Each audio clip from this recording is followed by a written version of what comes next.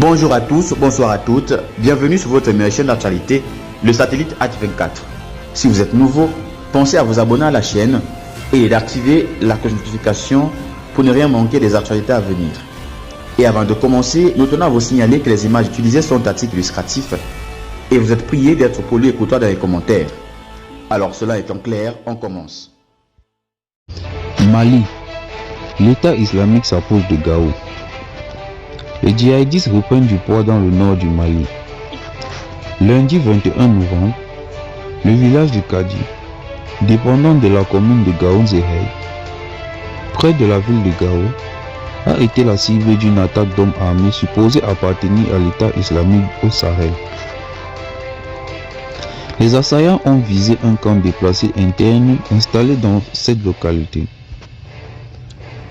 S'exprimant mardi à la télévision nationale, le général Moussa Mahabi Touré, gouverneur de Gao, a fait état de 11 personnes tuées à l'occasion de cette attaque non encore revendiquée.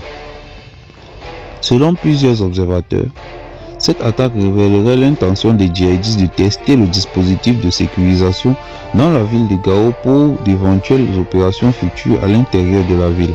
En 2012, le mouvement pour l'unicité et le djihad en Afrique de l'Ouest, issu d'Al-Qaïda au Maghreb islamique, a occupé cette ville du nord malien et a appliqué une version ultra-rigoriste de la loi islamique avant d'en être délogé en janvier 2013 par l'intervention française, Serval.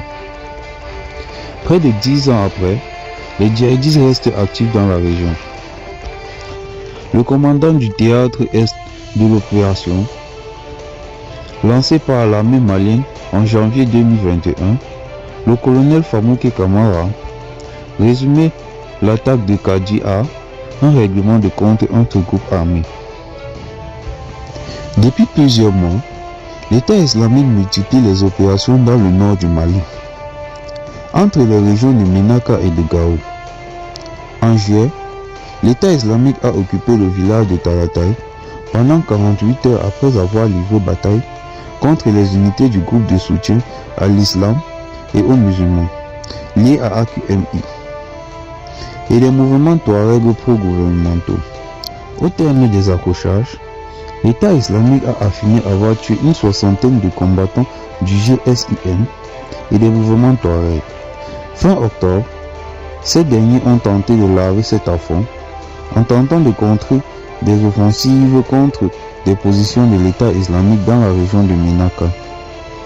Selon les informations d'APA News, les affrontements se poursuivent entre les deux groupes djihadistes dans des localités de Ménaka où des centaines de civils ont été tués depuis mars, d'après plusieurs organisations humanitaires.